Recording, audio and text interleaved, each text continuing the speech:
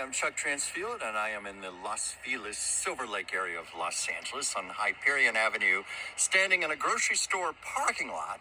Only this is not just any grocery store parking lot. This is the original location of the Disney Studios from 1926 to 1940. This is where some of the most iconic animated shorts of the 30s were produced, and of course the first ever full-length animated motion picture, Snow White and the Seven Dwarves. For all I know, it might have been made here in this very parking lot.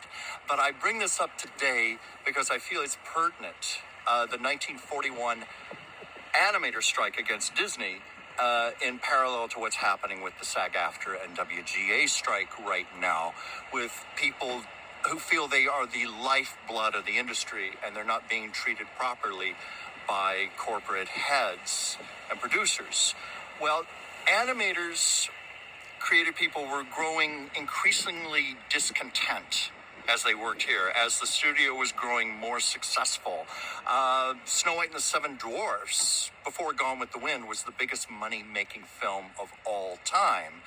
But yet the animators were being paid very poorly and not consistently. It was not unusual for animators to be in the same room working on the exact same thing, and one to the side of one would be making substantially more money, and one to the other side would be making substantially less money, doing the exact same work.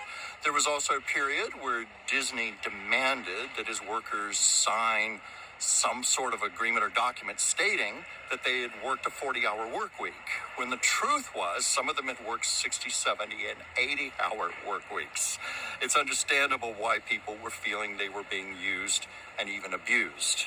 It particularly came to a head when Disney even cut off bonuses that he had been giving to his animators when he needed to siphon that money into his new studio in Burbank. And Burbank, of course, where Disney Studios is located permanently today, and that was the site of the 1941 animator strike that originated when the